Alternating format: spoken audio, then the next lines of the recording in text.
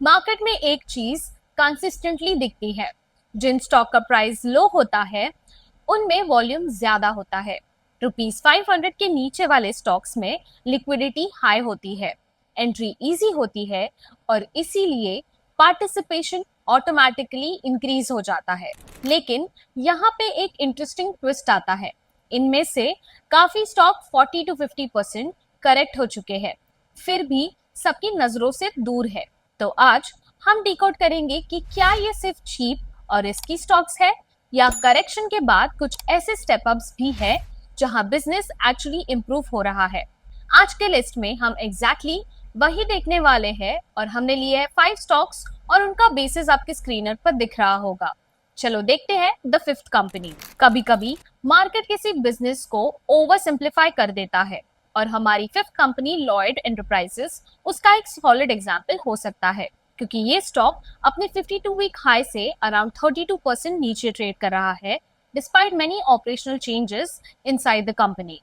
Surface पे देखो तो ये स्टील ट्रेडिंग और इन्वेस्टमेंट का बिजनेस लगता है, लेकिन एक्चुअली ये एक मिनी होल्डिंग कंपनी जैसा स्ट्रक्चर है जहां आपको इंजीनियरिंग, रियल एस्टेट, माइनिंग और इवन गोल्ड एक्सपोजर एक ही जगह मिल रहा है और इसी फ्लेक्सिबिलिटी की वजह से ये अंडरस्टूड है।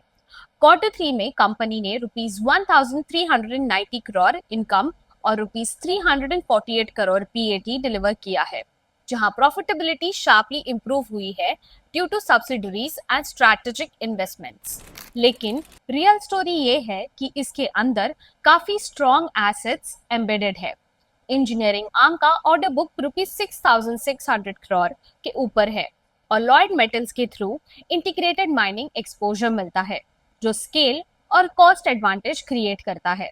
सबसे इंपॉर्टेंट ट्रिगर ये है कि कंपनी ने इंडिया के पहले प्राइवेटली ओपन गोल्ड माइन में 31% स्टेक लिया है, जहां से ₹600 करोड़ एनुअल रेवेन्यू पोटेंशियल है विद 75% मार्जिन, जो एक हाई ऑप्शनैलिटी प्ले बनाता है।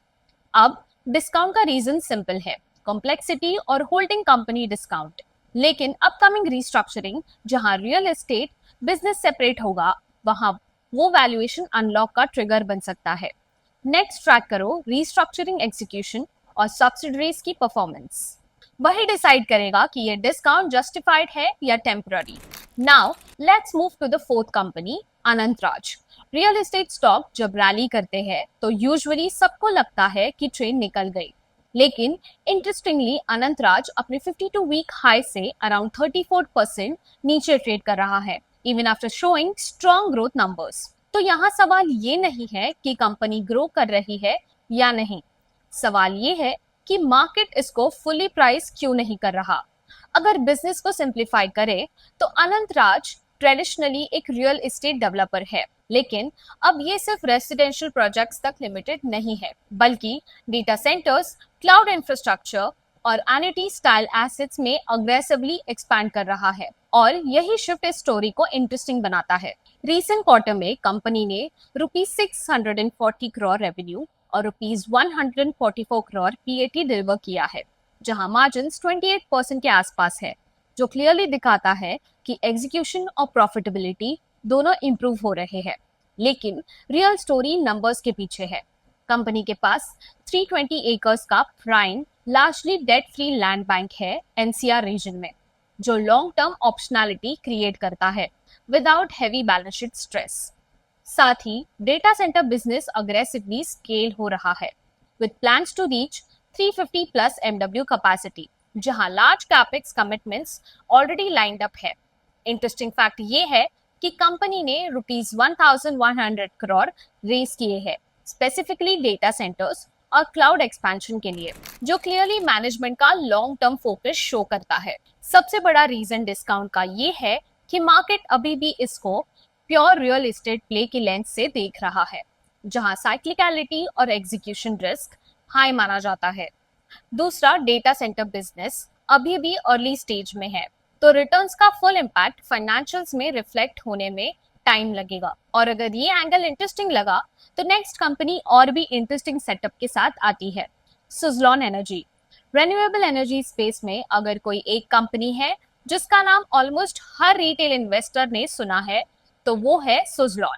और इंटरेस्टिंगली इतनी स्ट्रॉन्ग रिकॉल होने के बाद भी ये स्टॉक अपने 52 वीक हाई से अराउंड 39% नीचे ट्रेड कर रहा है। तो यहाँ रियल सवाल ये है कि मार्केट कुछ देख रहा है जो हम मिस कर रहे हैं, या फिर ये क्लासिक परसेप्शन गैप है। अब बिजनेस को क्विकली समझते हैं। सुजलॉन विंड टर्बाइन्स बनाता है, उनको इंस्टॉल करता है और मेंटेनेंस भी हैंडल करता है। मतलब रिन्यूएबल एनर्जी का फुल स्टैक एग्जीक्यूशन प्लेयर है। और ये पोजीशनिंग तब और पावरफुल हो जाती है जब आप इंडस्ट्री कॉन्टेक्स्ट देखते हो। इंडिया का विंड सेक्टर अभी भी स्ट्रॉन्गेस्ट ग्रोथ फेज में है, जहां installation already record levels touch कर चुकी है और नेक्स्ट 2-3 साल में और एक्सेलरेट होने की एक्सपेक्टेशंस है। अब यहाँ से स्टोरी इंटरेस्टिंग हो जाती है। रीसेंट क्वार्टर में कंपनी ने ₹4,200 प्लस करोड़ रेवेन्यू और ₹700 प्लस करोड़ EBITDA डिलीवर किया है, जो क्लियरली दिखाता है कि बिजनेस सिर्फ रिकवरी नहीं कर रहा बल्कि स्केल के साथ स्ट्रॉन्ग हो रहा है। और एक स्ट्रॉन्ग सिग्नल ये है कि कंपनी का ऑर्डर बुक 6.4 GW तक पहुंच चुका है, जो नेक्स्ट फ्यू इयर्स की विजिबिलिटी देता है।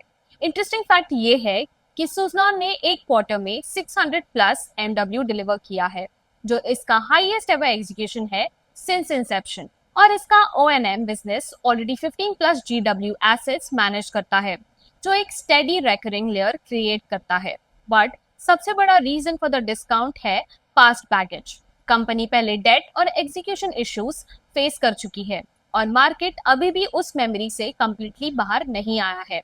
साथ ही रिन्यूएबल प्रोजेक्ट्स में डिलेस और वर्किंग कैपिटल इंटेंसिटी अभी भी कंसर्न है। लेकिन अगर आप करंट फेज देखो, बैलेंस शीट इंप्रूव हो चुकी है, एग्जीक्यूशन स्ट्रांग है और इंडस्ट्री टेलविंड्स विजिबल है। तो ये एक टिपिकल केस बन जाता है जहां बिजनेस इंप्रूवमेंट हो रहा है बट परसेप्शन अभी भी कैचअप कर रहा है। नेक्स्ट फ्यू क्वार्टर्स में ट्रैक करो, क्या एग्जीक्यूशन मोमेंटम सस्टेन हो रहा है और क्या मार्जिन कंसिस्टेंट रहते हैं। और अगर ये इंटरेस्टिंग लगा तो ये second company in the list भी काफी स्ट्रॉन्ग सेटअप के साथ आती है। सिंपल लैंग्वेज में समझो तो TRIL ट्रांसफॉर्मर्स और रिएक्टर्स बनाता है, जो पावर जनरेशन से लेके ट्रांसमिशन और डिस्ट्रीब्यूशन तक हर स्टेज पे यूज होते हैं। मतलब इलेक्ट्रिसिटी सिस्टम का एक असेंशियल कंपोनेंट है। बिना ट्रांसफॉर्मर्स के पावर फ्लो प्रैक्टिकली पॉसिबल नहीं है और यही इस बिजनेस को फंडामेंटली स्ट्रॉन्ग बनाता है। India aggressively power infrastructure expand कर रहा है, चाहे वो रिन्यूएबल कैपेसिटी हो या ट्रेडिशनल ग्रिड एक्सपेंशन, और दोनों केस में ट्रांसफॉर्मर्स की डिमांड ऑलमोस्ट अनअवॉइडेबल होती है। अब थोड़ा नंबर्स नेचुरली समझते हैं। रीसेंट क्वार्टर्स में कंपनी ने ₹700 करोड़ रेवेन्यू और ₹110 से 130 करोड़ के आसपास EBITDA डिलीवर किया है, विद मार्जिन 16 to 17%, जो क्लियरली इंडिकेट करता है कि बिजनेस अब एक बेटर प्रॉफिटेबिलिटी फेज में एंटर कर रहा है। साथ ही कंपनी का ऑर्डर बुक ₹5,000 से ₹8,000 करोड़ रेंज में है, जो नेक्स्ट 1 से 2 साल की स्ट्रॉन्ग एग्जीक्यूशन विजिबिलिटी देता है। लेकिन रियल स्टोरी नंबर्स के बियॉन्ड है। कंपनी अग्रेसिवली बैकवर्ड इंटीग्रेशन और कैपेसिटी एक्सपेंशन पे काम कर रहा है, जिससे लॉन्ग टर्म में मार्जिन्स और एग्जीक्यूशन कंट्रोल दोनों इंप्रूव हो सकते हैं। इस स्टोरी का स्ट्रॉन्ग एंगल ये है कि TRIL इंडिया की पहली कंपनी बनी है जिसे HVDC ट्रांसफार्मर रिपेयर का ऑर्डर मिला है, जो एक हाई एंड सेगमेंट है जहां एंट्री बैरियर्स काफी हाई होते हैं। और ये सिग्नल देता है कि company gradually higher value projects में मूव कर रही है। सबसे बड़ा रीजन इस डिस्काउंट पर ट्रेड करने का ये है कि ये बिजनेस हिस्टोरिकली साइक्लिकल रहा है, जहां एग्जीक्यूशन डिलेस और ऑर्डर टाइमिंग्स काफी इम्पैक्ट डालते हैं। और ऊपर से कंपनी ने डेलिबरेटली ऑर्डर इनफ्लो स्लो किया है ताकि एग्जीक्यूशन डिसिप्लिन मेंटेन रहे, जो शॉर्ट टर्म ग्रोथ को थोड़ा सबड्यूट दिखाता है। लेकिन अगर आप हॉलिस्टिक अप्रोच देखो तो पावर इंफ्रा डिमांड स्ट्रॉन्ग है, मार्जिन्स इंप्रूव हो रहे हैं और कंपनी हायर वैल्यू चेन में मूव कर रही है। लेकिन स्टॉक अभी भी करेक्शन जोन में है और जनरली यही फेज होता है जहां री रेटिंग क्वाइटली बिल्ड होती है। नेक्स्ट फ्यू क्वार्टर्स में बस ये ट्रैक करना होगा क्या कंपनी एग्जीक्यूशन कंसिस्टेंसी मेंटेन कर पा रहा है और क्या मार्जिन सस्टेन होते हैं। अगर ये दोनों चीज ठीक हो गई तो अपसाइड क्लियरली ओपन हो सकता है। Now let's move to our first company, Inox Wind. The first company in our list is Inox Wind. ये करंटली अपने 52 वीक हाई से अराउंड 56% नीचे ट्रेड कर रहा है। अब ऑब्वियस सवाल ये है कि ये इतना गिर क्यों गया और क्या ये एक्चुअली अपॉर्चुनिटी है या प्रॉब्लम। ब्रेक डाउन करें तो आइनॉक्स विंड विंड टर्बाइंस बनाता है, उनको इंस्टॉल करता है और फिर उनका मेंटेनेंस भी हैंडल करता है। मतलब रिन्यूएबल प्रोजेक्ट का एग्जीक्यूशन लेयर है। और जैसे जैसे India renewable capacity aggressively add करेगा, वैसे वैसे आइनॉक्स जैसे प्लेयर्स डायरेक्टली उस ग्रोथ का पार्ट बनेंगे।